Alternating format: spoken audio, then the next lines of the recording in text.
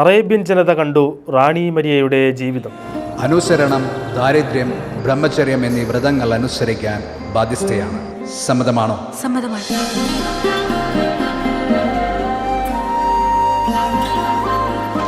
അടിസ്ഥാന ജനതയുടെ വിമോചനത്തിനായി രക്തസാക്ഷിയായ വാഴ്ത്തപ്പെട്ട സിസ്റ്റർ റാണി മരിയയുടെ കഥയെ ആസ്പദമാക്കിയ the face of the faceless എന്ന ചലച്ചിത്രം അറേബ്യൻ രാജ്യങ്ങളിലെ തിയേറ്ററുകളിൽ പ്രദർശനം ആരംഭിച്ചു.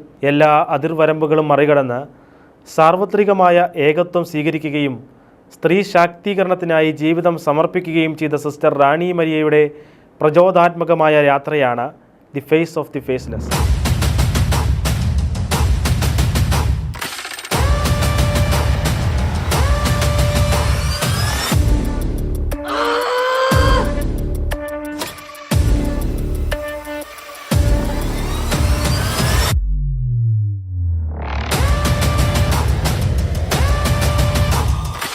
മുംബൈയിലെ സെൻറ്റ് സേവിയേഴ്സ് കോളേജിലെ കമ്മ്യൂണിക്കേഷൻ ഡിപ്പാർട്ട്മെൻറ്റിലെ അസോസിയേറ്റ് ഡീനായ ഡോക്ടർ ഷേസൻ പി ഔസേപ്പാണ് സംവിധായകൻ. 25-ൽ പരം രാജ്യങ്ങളിൽ ഡോക്യുമെൻ്ററിയും സിനിമകളും നിർവഹിച്ച ഷെയ്സൺ UN അവാർഡ് മുതൽ 10ഓളം അന്തർദേശീയ പുരസ്കാരങ്ങൾക്ക് ഉടമയാണ്.